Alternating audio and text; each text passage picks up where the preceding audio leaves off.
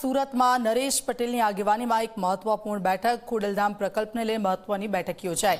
વિવિધ ઝોનના ટ્રસ્ટીઓ આ બેઠકમાં ઉપસ્થિત રહ્યા છે। સમાજ માટે આધુનિક સુવિધાઓ વિકસાવવા વિચાર વિમર્શ કરવામાં આવશે।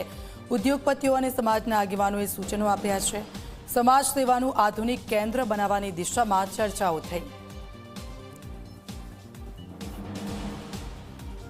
ખોડલધામ ટ્રસ્ટના ટ્રસ્ટી તરીકે હું આજે સુરત ખાતે અમે ખોડલધામના નવા નિર્માણ પામનાર અંત્રોલી ખાતેના જગ્યા ઉપરના મંદિર, એજ્યુકેશન સેન્ટર અને હેલ્થ સેન્ટરના કેમ્પસના ભૂમિપૂજનના કાર્યક્રમ અર્થે સુરતના લોકો પાસે ચર્ચા વિચારણા, દાતાઓ, ટ્રસ્ટીઓ, કાર્યકર્તાઓ અને સંગઠનના લોકો સાથે મિટિંગનું આયોજન કરવામાં આવ્યું હતું, જેમાં નરેશભાઈ પટેલ સહિતના ટ્રસ્ટી મંડળ અને વડીલો ઉપસ્થિત રહ્યા હતા।